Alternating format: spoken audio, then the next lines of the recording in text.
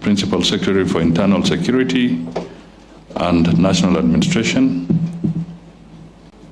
members of the National Steering Committee on Peacebuilding and Conflict Management, members of the Independent Panel of Advisors, representatives of Sweden, Norway, and the United Nations Resident Coordinator's Office, and the United Nations Development Program, Archbishop Olesapit, other stakeholders and partners, distinguished guests, ladies and gentlemen, good morning. I am delighted to join you during this significant event for the launch of the Peacebuilding Architecture Review Report. On behalf of the government, I wish to thank the Independent Panel of Advisors, chaired by General Opande, the United Nations and embassies of Norway, Sweden, and other partners who have worked tirelessly to conduct this review and prepare the report. The findings and recommendations from the review process resonate with the challenges we face in sustaining and deepening peace in Kenya. Let us acknowledge this team of patriotic Kenyans who are committed to ensuring our country and our people enjoy peace and stability. Deepening and sustaining peace is a top priority of our government. Peace is an important precondition for us to achieve socioeconomic transformation anchored on the bottom-up transformation agenda priorities and the Kenya Vision 2030.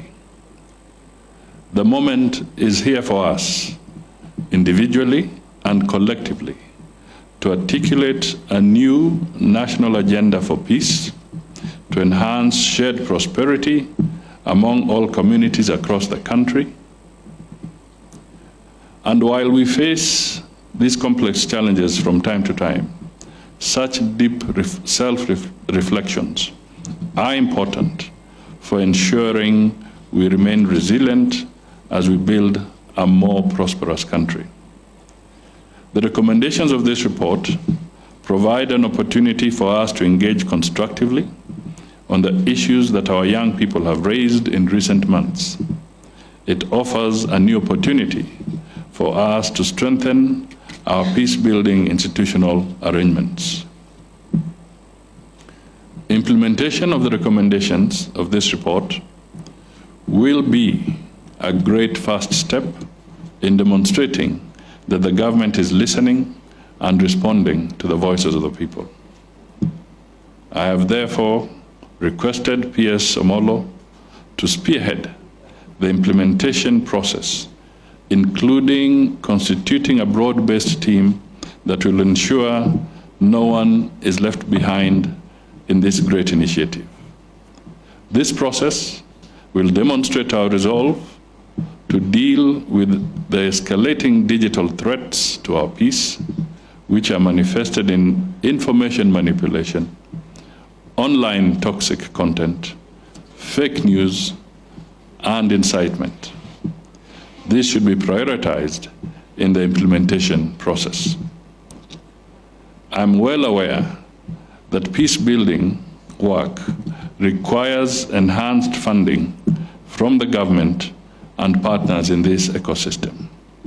Let me reaffirm the government's commitment to enhance funding for this initiative, even as we appreciate the resource constraints that we face. Let me conclude by acknowledging all our partners, and I will repeat, including the United Nations, Sweden, and Norway. Your technical and financial support, including helping us to set up a peace-building fund, will strengthen our journey towards a more peaceful country. I also wish to appreciate all the stakeholders that you represent during this forum. Your perspectives will enable us to achieve strong consensus on how the recommendations of this review should be implemented. Ladies and gentlemen, before I formally launch the report, let me just highlight one or two things. First, let me echo the remarks made by the Archbishop that we should never take peace for granted. It is a gift from God.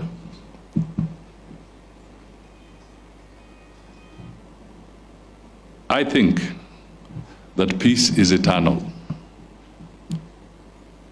It should never die. And even in a moment of conflict, we may say peace has retreated, but it has not died. Secondly, I would just want to flag what we are all experiencing in different parts of the world following the very prominent global conflicts. We know the Middle East is a melting pot. First, you see the Israel-Gaza issue. Now Syria has rolled in. Lebanon has rolled in.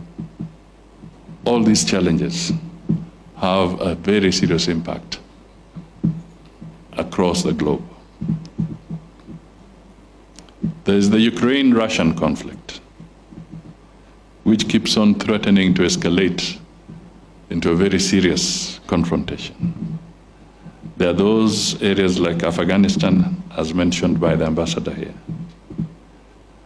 Then we have the African conflicts, which, because communication is not effective, it's not as robust in those other parts, tend to be forgotten.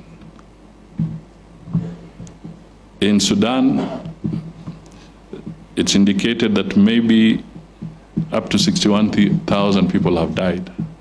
Massive displacement. It remains the largest humanitarian crisis globally at this point in time, but it receives very minuscule attention in the media. In Africa, it is estimated that conflicts have forced 100 million children out of school. 100 million. That is 2 Kenyas, if we take an average of 50 million as our population today. So 2 Kenyas are out of school in Africa.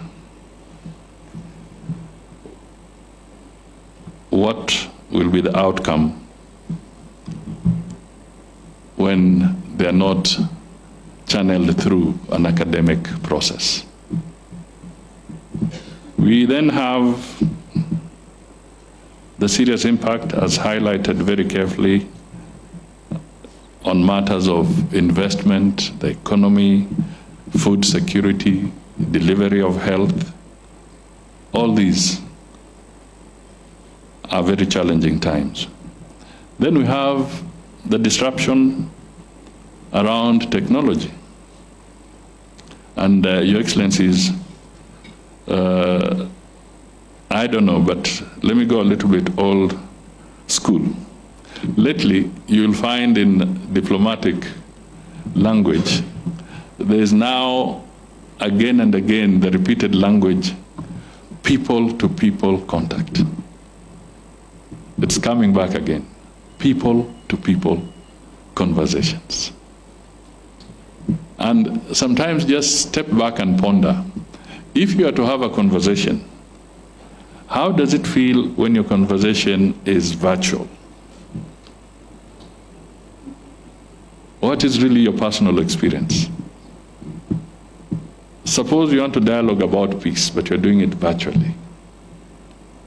How tangible do you feel it's getting to you? So the virtual aspect of it, the technology, may bring in convenience.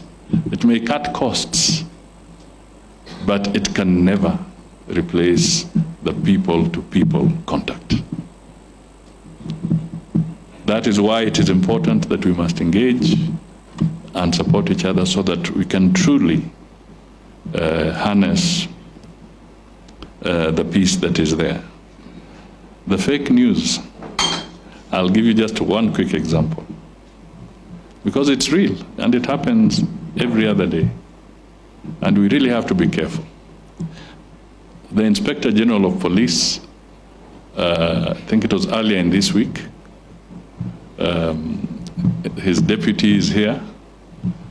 They left Nairobi and went to Marsabit because on the social media there was this story that 10 miners had been buried in the mines in Marsabit. They left, they went there physically, and it turned out to be fake news. Nobody had died or been buried in the mines. But because somebody is being socially irresponsible, you take away the Inspector General and his team to a place on a wild goose chase, then you vacate them from an area that is needy. That is not responsible. And these are some of the challenges that we all have to acknowledge exist, and we have to deal with them. Different countries are dealing with them differently. The other day I had a conversation with a section of the media, and they were asking, is the government of Kenya surveilling its citizens? Are they trampling on their privacy? Are they interfering into the freedoms? And so I responded and I told them, please look at Article 31 of our Constitution. The whole aspect of privacy, including privacy about your communication, is enshrined in the Constitution.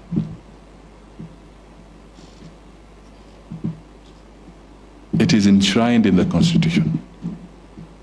And our courts, if somebody believes that there's an infringement, nowadays people don't hesitate to take anybody to court. Whether it is from the toppest position in the executive to any position, we all face courts nowadays. So if somebody is really aggrieved, there's an avenue to be able to tackle and address those issues.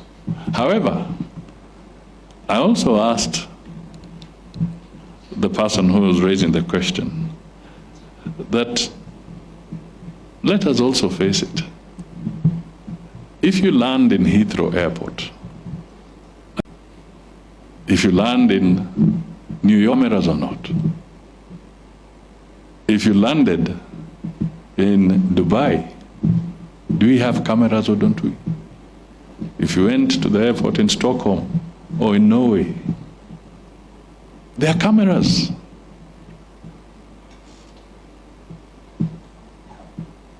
There are cameras.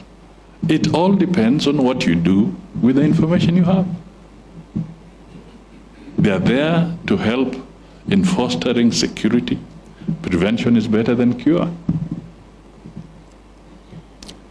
So we need to perhaps reflect on some of these things a little more broadly, so that we do not sometimes create a situation where there is no real issue. But our Constitution, which is very robust, safeguards the other aspects. But because today we are talking peace, let me just maybe conclude by drawing your attention to the famous statement by an Oriental sage, and it said, "The wise win the war before the fight, while the ignorant fight to win the war." Let us be the wise.